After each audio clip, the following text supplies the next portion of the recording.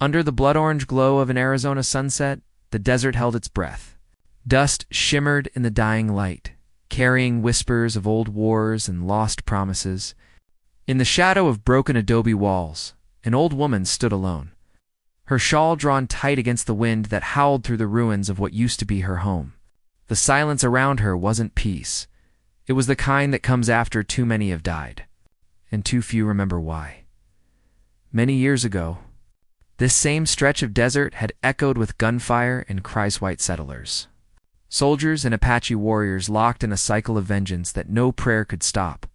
But in that chaos, a single act of quiet defiance had taken root, an act that no one in the valley ever spoke of again. For in those days, to show mercy was to risk everything. The woman had been younger then, strong from work and proud of her small patch of land. She'd lost her husband early to the fever, and the war took the rest of what little she had. Her ranch was nothing more than a few half-standing walls and a corral long emptied of horses. Yet one evening, as the mountains swallowed the sun, she heard something strange, faint footsteps and a whimper carried by the wind. When she stepped outside with her lantern, she found a small figure collapsed near the Gaita girl. No older than 12, dressed in torn buckskin, her skin streaked with dust and blood. The woman had known at once who she was. The child bore the dark braids and sharp eyes of the Apache. Her first instinct had been to send her away. If the soldiers found the girl here, it would be her own death too. But when the girl looked up, trembling and half-conscious, the woman saw something in her gaze that shattered her fear. It wasn't hatred or defiance, it was pleading. A silent, desperate plea for life. She brought the girl inside, against every law and every neighbor's warning. Through the night she washed her wounds with warm water and whispered prayers she barely believed in anymore. The girl never spoke her name, only clung to a small woven pouch she kept hidden under her shirt. When dawn came, the woman hid her in the cellar, under a loose plank. Just before soldiers rode through looking for escaped hostiles, for months, the woman cared for her in secret. Each day she'd bring a little bread or stew to the cellar, whispering in broken words, teaching her English, little by little. In time, the girl began to smile again, her eyes softening when she heard the sound of the woman humming. They lived like shadows, bound by fear and trust.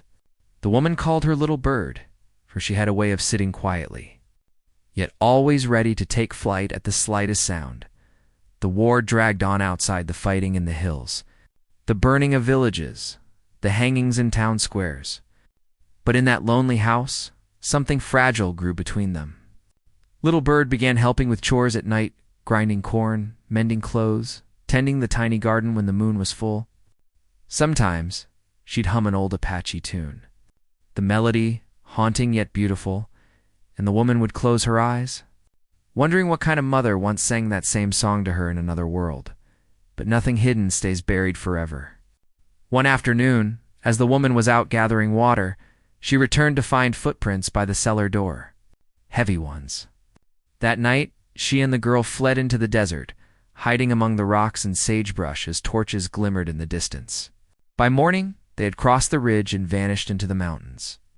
What became of them after that, no one ever truly knew. The neighbors said the woman had gone mad and wandered off into Apache land, never to return. Some whispered the Apaches took her and made her their own. Others said she died protecting the girl. Years passed. The valley changed. The war ended, the soldiers left, and the railroads came slicing through the wilderness like iron veins. But the wind still carried the same stories of mercy in a time of hate, of a woman who defied both sides for the sake of one frightened child. Now, decades later, the sun rose once more over that same valley. The adobe ruins still stood, half buried in sand and silence. But on that morning, a rider appeared from the mountains, a tall figure on horseback. His hair long and black, tied with bone beads that caught the light. He rode bare-chested beneath the sun, the marks of his people inked upon his skin, and a necklace of carved stone resting against his chest. The horse beneath him was silent, but the man's eyes, dark and searching, moved. Over every stone, as if chasing a memory, he dismounted near the ruins and stood for a long time. Staring at the cracked walls, the doorway still marked by bullet holes. In his hand, he held a small woven pouch, the same kind once carried by a frightened girl many years ago. His breath came slow, heavy with the weight of something unfinished. A soft sound broke the stillness footsteps behind him. He turned sharply. An older woman stood there, her gray hair bound tight, her eyes cautious, but kind. She carried a shawl woven in the colors of the desert, and for a moment, her face seemed to freeze as she looked at the warrior. "You came from the mountain trail," she said quietly, her voice lined with age and memory. He nodded once, his voice low and steady. "I'm looking for someone who—" she asked. He hesitated, his gaze sweeping the ruins again. "A woman. Long ago, she hid a child here. My sister." The wind blew between them, stirring dust across the ground. The old woman's eyes flickered, something unreadable behind them. She motioned for him to follow and led him inside what remained of the house.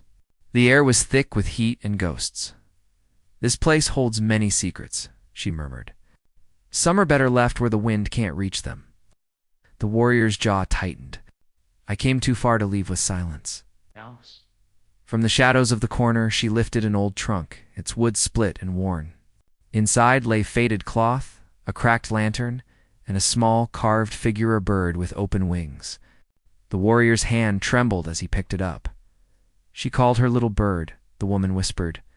"She said the child was meant to fly free, no matter the cost." He stared at the carving, his expression caught between grief and pride. "So it was true," he said softly. "They told stories of a white woman who risked her life for an Apache child. My people spoke her name in whispers, but no one knew if she was real." The woman watched him in silence, her eyes wet with something deeper than sorrow. "She was real," she said, "and so was the girl." Outside, thunder rolled over the mountains, though the sky was clear. The warrior looked toward the horizon, his heart pounding. Something in the air had shifted, like the desert itself was holding its breath again, waiting for the truth to rise from the dust. And as the first gust of wind swept through the ruins, carrying the faint scent of rain, the old woman's words hung in the air, soft, trembling, and full of unfinished meaning. "She's waiting," she said, "but not where you think." The warrior's eyes lifted sharply. "Where is she?" he asked. But before she could answer, the wind rose in a sudden howl, slamming the door shut and scattering dust into the air. The mountains echoed with a deep, distant sound, something between a cry and a call. The warrior froze, his pulse quickening. Somewhere out there, beyond the ridges and the memories, someone or something was waiting for him, and the desert, once silent, began to whisper again. The wind died as suddenly as it had come, leaving the air heavy and still again. Dust settled over the broken floor, and the warrior stood motionless, his eyes fixed on the old woman who seemed to carry more secrets than years. She leaned against the wall, her hand trembling slightly as she clutched her shawl closer around her shoulders. The storm had stirred something deep in her, memory buried so long that even speaking of it felt dangerous. He set the carving of the bird gently back inside the trunk. "You knew her," he said quietly. "The woman who saved my sister." The old woman didn't answer right away. She turned and walked to a window that no longer had glass, staring out toward the mountains where the sunlight was starting to fade. "Knowing her is a word too small for what we shared," she said. She wasn't one to speak of herself much, but when she took that child in, she gave up everything she still had to lose. The warrior stepped closer, the faint sound of his leather boots brushing the dirt floor. "Why did she do it?" he asked. "When the soldiers would have killed her for it?" The woman's eyes softened as she looked at the horizon. "Because she was tired of watching the world tear itself apart," she whispered. "She'd lost her husband, her brother, her crops, her land. She told me once that if all that loss couldn't teach people mercy, then nothing ever would. That little girl gave her a reason to care again." He nodded slowly, his gaze drifting to the cracked ceiling where sunlight filtered through. "My sister," he said. "She spoke of her once when we were still children. She remembered a soft voice singing by candlelight, a hand brushing the hair from her face. She thought it was a dream." The woman's lips trembled, her eyes wet. "Not a dream," she said. "She was real." The woman who hid her was as real as the desert sun. But when they came for her, she made me promise never to speak her name again. His brow furrowed. Who came for her? The same kind that comes for anyone who tries to stand between two worlds, the woman said bitterly. Men who believed mercy was weakness. They burned her home, chased her into the hills. She never came back. Outside, a hawk circled high above, its cry slicing through the silence. The warrior turned toward the sound, his expression unreadable. My people say the spirits of those who die unjustly never truly leave, he said. They linger until the truth is spoken. The old woman's gaze met his. Then maybe that's why you're here, she said softly. Maybe the desert called you back to finish what she started. He took a slow breath, glancing around the ruins again. If she died out there, I need to find where, he said. If my sister lived, I need to know what became of her. The woman hesitated, then nodded toward the back of the house. There's a path that leads through the dry riverbed, she said. Follow it until you see a grove of mesquite trees. That's where the trail divides. One path leads to the canyons where your people once hid. The other leads to the graveyard the settlers built when the fever came. Somewhere between the two is where her story ended. The warrior nodded his thanks, his voice low. If I find her, I'll see that she's not forgotten. She watched him mount his horse, the muscles in his arms flexing as he tightened the reins. The setting sun caught the beads in his hair, flashing like small embers. He turned his gaze once more toward the old adobe walls, then rode off, the sound of hooves fading into the growing wind. Long after he disappeared, the old woman stood in the doorway, listening. The desert was quiet again, but she felt the stir of something old moving beneath its surface, a story buried too long, rising like dust after a storm. As the warrior rode deeper into the valley, the land stretched wide and unforgiving. The mountains in the distance were painted gold by the setting sun, and the ground cracked beneath the weight of years without rain. He could feel the past pressing down on him with every mile, the cries of war. The sound of horses thundering across the plains, the smell of smoke and blood. But beneath all that, there was another sound. Faint yet steady, the heartbeat of a memory that refused to die. When he reached the dry riverbed, he dismounted and knelt beside the cracked earth. He touched the ground with his palm, feeling its warmth. His people had once walked this land freely, before treaties and rifles drew invisible lines across it. His grandmother used to tell him that the desert remembered every footstep. Even after the bones had turned to dust, he followed the riverbed until the first stars appeared, their light trembling in the cooling air. In the distance, he saw the mesquite grove the old woman had spoken of, dark shapes against the horizon, their branches twisting like old fingers. The night smelled of sage and ashdot. Near the grove, he found remnants of a campfire long dead. Ashes scattered in the dirt, a broken clay pot half buried beneath weeds. He crouched down, brushing the debris aside. And his hand closed around something small and cold, a rusted locket, its chain broken. He pried it open, revealing a tiny lock of hair tied with red thread. The sight made his chest tighten. His sister used to wear a red thread in her braid when she was little, before the soldiers came.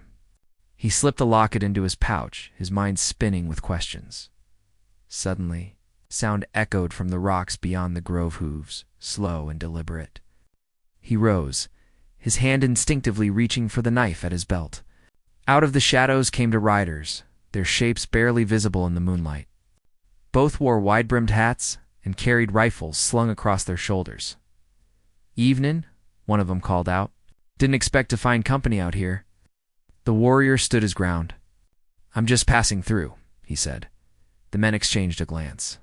"Ain't many who pass through this land unless they're lost," the second man said. "Or looking for something." The warrior's gaze didn't waver.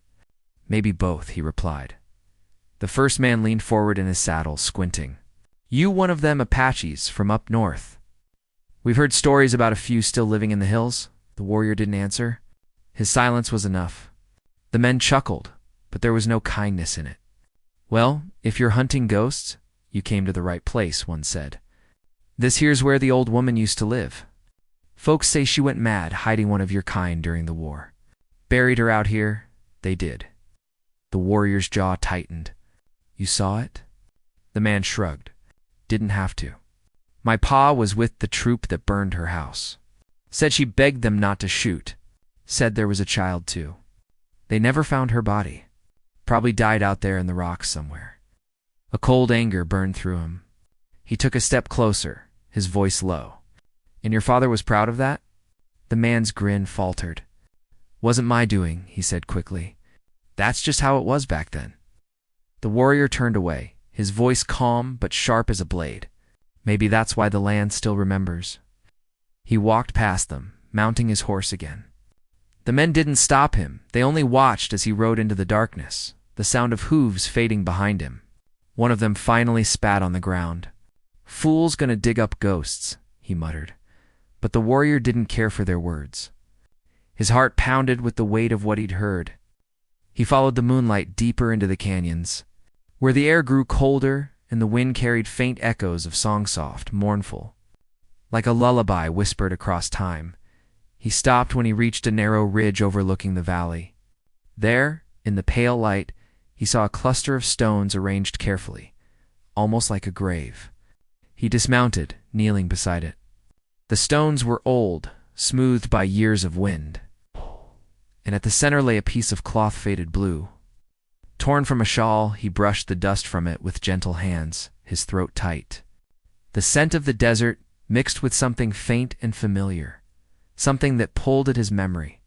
He remembered being a boy, his sister clutching his hand as they ran from soldiers, her small feet stumbling in the dirt, her tears falling on his skin. She had whispered that someone would come back for her one day. The wind rose again, carrying the sound of distant thunder. He looked toward the mountains, where lightning flashed behind the clouds. The desert was alive again, its breath stirring the past from its long sleep. Somewhere out there, beyond the shadows, lay the truth why the woman had risked her life where the girl had gone, and why the land still whispered their names when the night turned quiet. He stood slowly, the piece of cloth clutched in his hand. The storm was coming closer now, and with it the promise that the answers he sought would not come easily. The desert did not give up its secrets without a price, and as he mounted his horse once more, the first drops of rain began to fall each one, striking the earth like a heartbeat from another time, reminding him that the story of mercy and blood was far from over. The rain came hard that night, sweeping across the valley in sheets that blurred the mountains into shadow. The warrior rode through it, soaked to the bone but unwilling to stop. Each crack of thunder felt like an echo of the past, chasing him deeper into the canyons where no light reached. His horse snorted against the wind, the ground turning slick beneath its hooves. He could feel the land testing him, as if it meant to see whether he was worthy of uncovering what it had buried. By the time he found shelter, it was nearly dawn. He came across an old mission, half collapsed, its roof broken and its cross tilted against the sky. The rain had carved small rivers through the dirt courtyard. He dismounted, leading the horse under the crumbling archway. The place smelled of wet dust and ash. Inside, rows of cracked pews leaned in the dark, and faded paint still clung to the walls in streaks of blue and gold. He built a small fire in what used to be the altar and sat beside it, warming his hands. The flickering light threw shadows against the walls, and for a moment he thought he saw movement near the far corner. He reached for his knife, but it was only a figure huddled under a torn blanket. A young woman, maybe 20, her face drawn but alert. She blinked at him through the firelight. "You shouldn't be out here," she said, her voice hoarse. "Neither should you." He replied. She hesitated, then sat up, pulling the blanket tighter. "I've been waiting for someone," she said quietly. "An old woman told me a warrior would come looking for a girl who vanished in the war." He stared at her, his pulse quickening. "Who told you that?" She nodded toward the desert beyond the arch. "The woman who lives near the ruins. She used to come here to pray. She said, when the storms return, so will the truth." The warrior leaned closer. "You knew her?" "I was raised by her," she said. "She found me wandering after the fever took my family. I don't remember much before that, just small things. A song, a bird, a woman's voice." The fire cracked softly between them. He reached into his pouch and took out the carved wooden bird. Her eyes widened the moment she saw it. "Where did you get that?" she whispered. "It belonged to my sister," he said. She called it her guardian. Tears welled in her eyes, but she didn't speak. She touched the carving with trembling fingers, tracing its wings. The warrior studied her face, the same dark eyes, the same faint scar near her temple. It was as if the years had folded in on themselves. "You remember nothing?" he asked softly. "Only flashes," she said, "running through trees.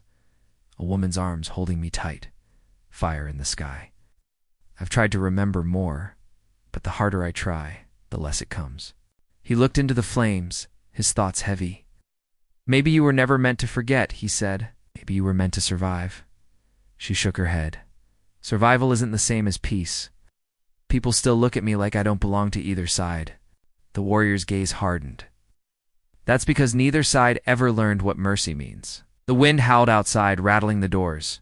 He stood and threw another piece of wood on the fire. "Tell me," he said, "when the old woman brought you here, did she say why she came back?" The girl hesitated. "She said she had to protect something left behind. Something buried under this mission." He turned sharply. She motioned toward the back of the chapel where the floor dipped beneath a fallen beam. "There's a cellar below. She told me never to go down there, said it was where the truth sleeps." The warrior took his torch and crossed the room. The floor creaked beneath his boots. He pushed aside the beam, revealing a trapdoor half hidden under a layer of dust. The hinges were rusted, but it opened with a groan. Cold breath of air rose from below. He looked back at her. "Tss. Stay close," he said. They descended into the darkness. The air was damp, smelling of earth and time. The walls were made of stone, slick with moisture. The girl held the torch while he moved ahead, his hand brushing the walls until his fingers found a wooden crate buried under debris. When he pried it open, he found journals pages yellowed and brittle, written in a woman's hand. He opened one carefully. The writing was faint, but legible. "If they find me, let them know I did not betray either side. I only did what was right." The next page read, "The girl is safe for now. I hear the soldiers' horses at night. I've hidden the letter near the spring. If they come for me, may the desert hide her better than I can." He closed the book slowly, his chest tightening. "She was still alive when she wrote this," he said. "She was hunted." The girl's voice trembled. "Then where did she go?" "Toward the spring," he said. "That's what the letter means. There's a spring north of here, near the canyon's edge. My people used it during the dry seasons." They climbed back up, the storm outside now a low rumble in the distance. He packed the journals in his saddlebag. The girl looked uncertain. "If she was hunted, maybe they're still watching," she said. "The men who burned her home, some of their sons, still live here. They don't take kindly to anyone stirring up old stories." He met her gaze. "Then they'll have to deal with me first." They rode out at dawn, the desert washed clean by rain. The sky stretched wide and pale, the earth smelling of sage and wet clay. As they crossed the open plains, they passed a wagon heading toward town. Two men sat in the front, one of them the same rider from the grove the night before. He slowed his horse, narrowing his eyes as they passed. "You again?" he said.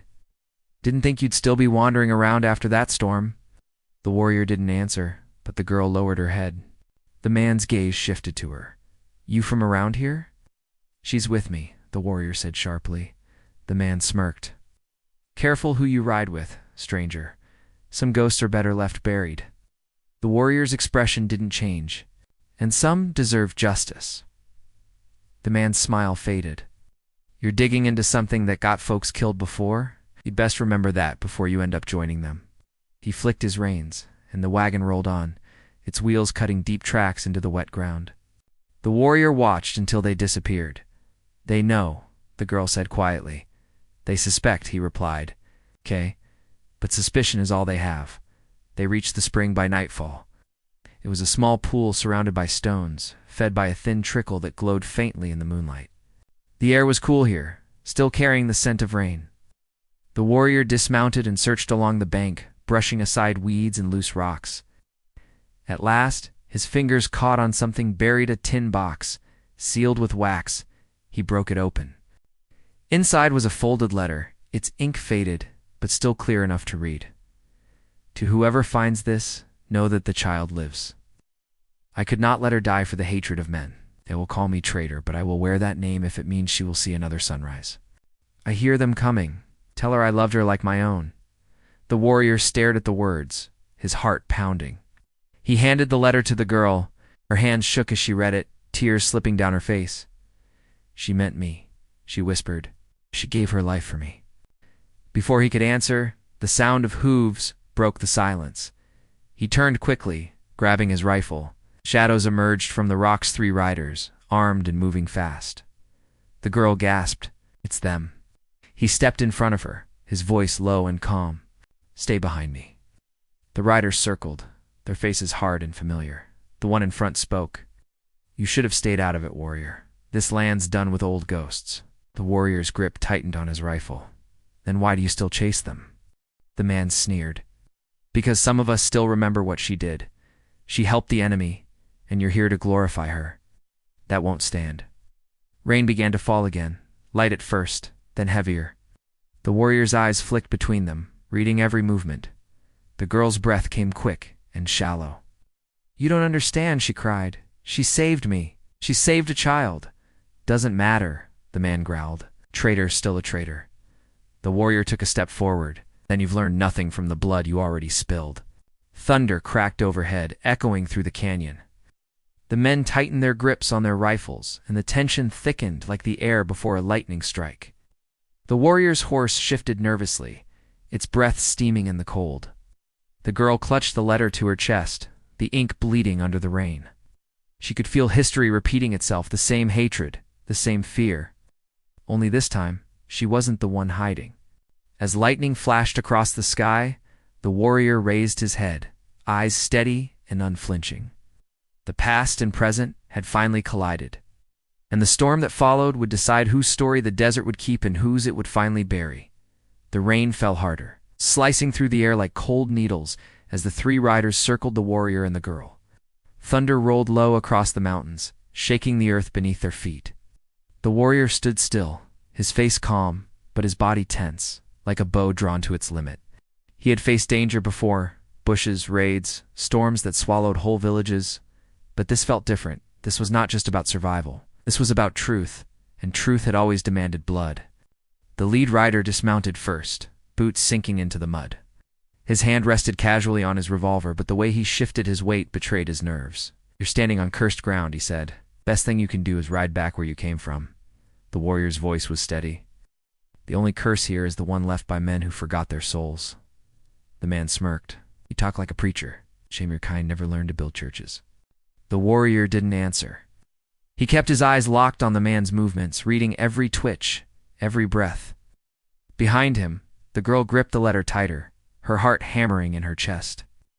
She could feel the memory of the woman who had saved Hersey, her face in the flash of lightning, hear her voice in the wind. She whispered under her breath, "Don't let it happen again." The man nodded to his companions. "Search the place. She's got anything else? We'll find it." The second rider swung off his horse and began rifling through the saddlebags, pulling out the old journals. He flipped through the pages carelessly, then tore one free and tossed it into the mud. "You planning on selling these fairy tales to someone?" he sneered. "They're not for sale," the warrior said coldly. "They're for remembrance." The man laughed. "Remembrance don't feed a man. Out here all that matters is what you can hold and what you can shoot." Before the warrior could reply, the girl suddenly stepped forward, her voice trembling but fierce. "Those pages are her life. They're proof that she wasn't a traitor." The leader's head turned sharply toward her. "And who are you to say what she was?" She took another step, rain running down her face. "I'm the child she saved." The man froze, his expression shifting. The other riders looked at each other, uncertain. "You," he said slowly, "you're the one she hid." The warrior moved slightly to block her. "You heard her. She's the one your fathers hunted." The man's jaw clenched. "Then you should have stayed buried." He reached for his gun. Lightning split the sky, followed by a deafening crack. The warrior moved fast, faster than they expected. He kicked the nearest man's gun from his hand and shoved the girl behind a boulder. The next moment was chaos gunfire echoing through the canyon, horses rearing, mud flying beneath hooves. Smoke and thunder became one sound. The warrior ducked behind the rocks, returning fire. A bullet ricocheted inches from his shoulder, showering him with dust. He reloaded quickly, his breath steady despite the pounding of his heart. The girl crouched low, clutching the letter against her chest, as if it could shield her. The second rider shouted from behind his horse, "You can't win, Apache.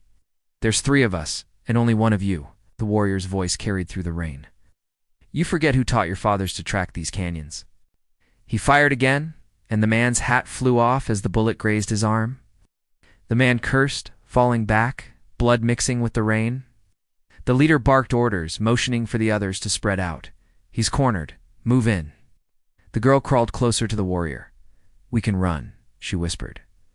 "No," he said. "We run now. They'll hunt us again." This ends where it began.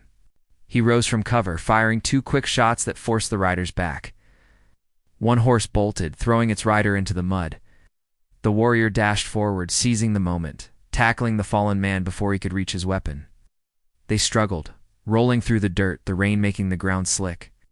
The man grabbed a knife, slashing wildly. The blade cut across the warrior's arm, but he didn't flinch. He twisted the knife from the man's grip and pressed it to his throat. "Enough," the leader shouted, holding his revolver straight at the girl. "Let him go, or she dies." The warrior froze, his breath heavy. The rain poured between them, the space filled with raw silence. The man's eyes were cold. "Drop it," he said. "You think you're a hero, but all you're doing is dragging up old dirt. The war's over. Nobody cares who was right or wrong." The warrior's voice was quiet but sharp. "And why are you still here?" For a moment the man hesitated. "'Cause my father died in that war, and your people made sure he never came home." "My people," the warrior said. "The woman who hid the child wasn't my people. She was yours. She risked her life to save innocence from your father's bullets." The man's jaw tightened. "Don't you talk about my father, and stop living his hatred," the warrior said, his tone fierce. The man's hand trembled slightly on the gun. The girl's eyes darted between them, her voice breaking. "She didn't save one of us, or one of you. She saved a child. But don't you see? She saved what both sides lost." The words struck like a bell in the quiet. Even the rain seemed to slow. The man's face twisted with confusion, guilt, something unspoken. But the moment passed, his eyes hardened again. "You don't know what you're talking about," he growled. The warrior saw it in his eyes, the decision forming before it even reached his hand. He lunged, pushing the girl aside just as the gun fired. Sound tore through the canyon, followed by the echo of a scream. Smoke drifted between them. The girl stared at the man, her breath caught in her throat. The warrior staggered, gripping his shoulder where blood now seeped through his shirt. But he stayed on his feet, eyes burning through the haze. The leader cursed under his breath, his gun shaking slightly. "Should have stayed down," he muttered. The warrior straightened slowly, pain etched into every line of his face.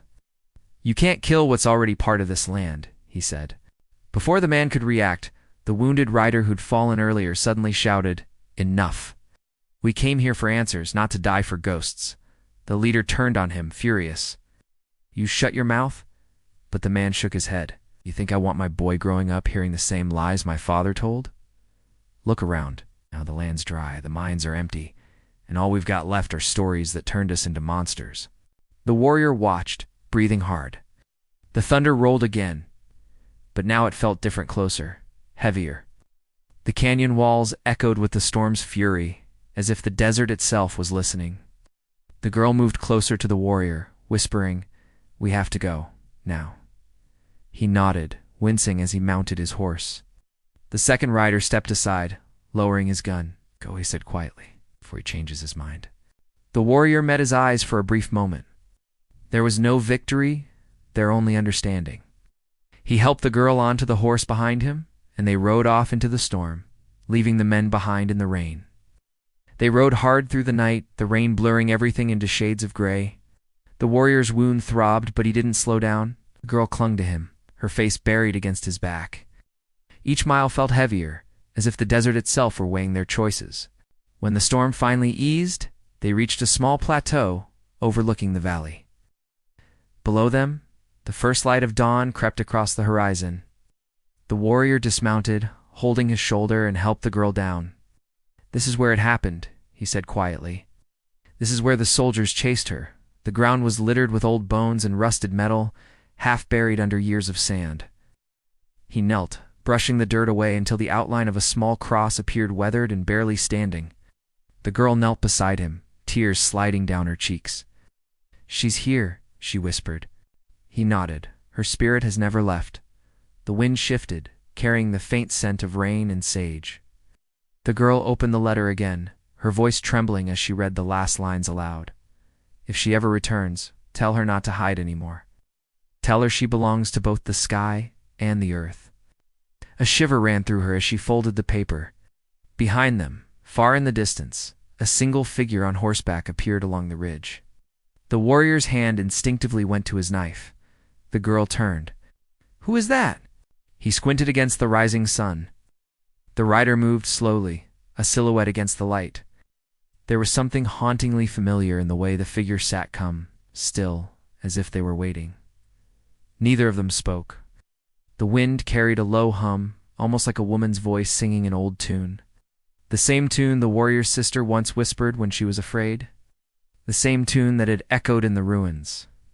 He took a slow breath, his heart pounding. The storm had passed, but the air still trembled with something unseen. Somewhere between the living and the dead, the truth was about to show itself. And when it did, it would either bring peace or tear open every wound the desert had tried to bury. The rider approached slowly, sound of hooves faint against the soft hum of the wind. The rising sun painted the sky in shades of gold and crimson, the desert glowing like the memory of fire.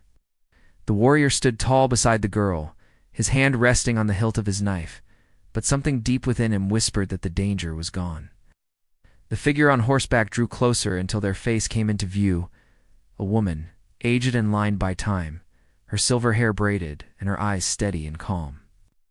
She carried herself with quiet strength, as though she had seen too much to fear anything anymore.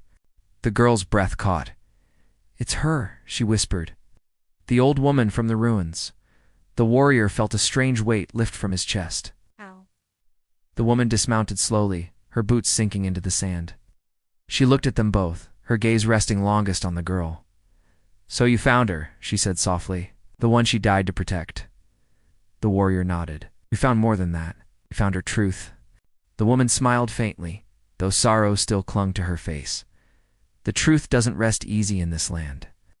Every grain of sand here has soaked up blood or tears." She stepped closer and knelt beside the small cross, her hand trembling as she brushed away the dust. "I buried her here," she said. "It was raining then, too. The soldiers had gone, but the fire was still burning in the distance. She made me promise to tell no one, said the girl had to live free of this hatred." The girl knelt beside her, tears falling quietly. "You've kept your promise," she said. The woman's voice broke slightly. "For years I wondered if it was the right thing to do. Silence keeps the peace, but it also keeps the lies alive. Maybe I was a coward." The warrior shook his head, gave the story time to breathe. "Now it's ready to be told." The woman looked up at him, studying his face. "You carry her spirit," she said. "Not her blood, but her spirit." "That's enough." He bowed his head slightly, his voice low. "She saved my people too, though none of them knew it. Her choice showed that mercy could exist even when the world wanted revenge." They stood in silence for a while, the morning air cool against their skin. The girl took out the letter and placed it beneath the cross, pressing the paper gently into the earth. The ink had faded almost completely, but the words were carved now in memory. She whispered, "You're free now." The old woman laid her shawl over the grave, then let her rest, she said. "The land will remember her better than any stone ever could."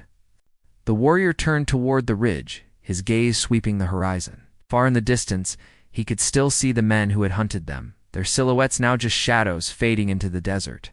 He knew they wouldn't follow. The fight was over. It's not because they had won with guns or strength, but because the truth had broken the silence that hatred had built. The girl stood beside him, her voice soft, but sure. "What happens now?"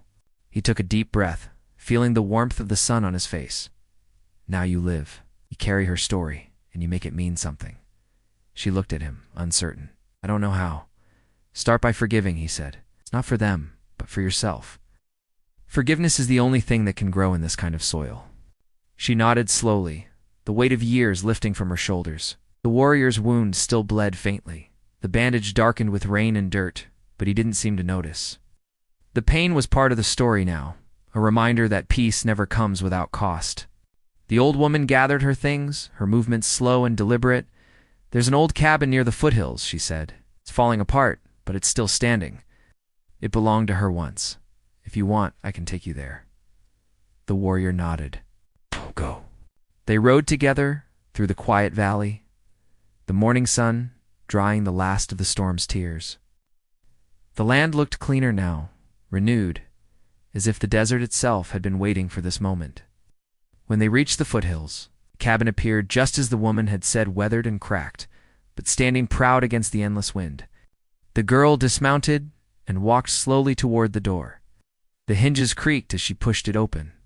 Inside, the light spilled across the wooden floor, revealing a small table, a chair, and a single shelf lined with dusty jars. It smelled faintly of sage and smoke. On the wall hung a faded piece of cloth, embroidered with the image of a bird, its wings spread wide, flying into the sun.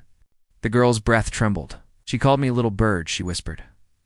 The old woman smiled faintly. "Then this was always meant to be yours." The warrior stepped inside, his eyes scanning the small room. It was simple, humble, yet filled with something sacred. He could almost feel her presence, the woman who had stood between hate and mercy, who had given everything so a child could live. The girl walked to the table and found another carving, another small wooden bird, unfinished, its wings only half-shaped. She lifted it carefully, her eyes wet. She was still working on this, she said. "Then finish it," the warrior said gently. "Finish what she started." She looked at him, her expression softening. "Will you stay?" He hesitated, glancing toward the mountains. "For a while, but my path leads elsewhere. There are others who still need to hear this story." The old woman leaned against the doorway, watching the two of them. "Stories like this don't belong to one person," she said. "They belong to everyone who's ever lost something to hate."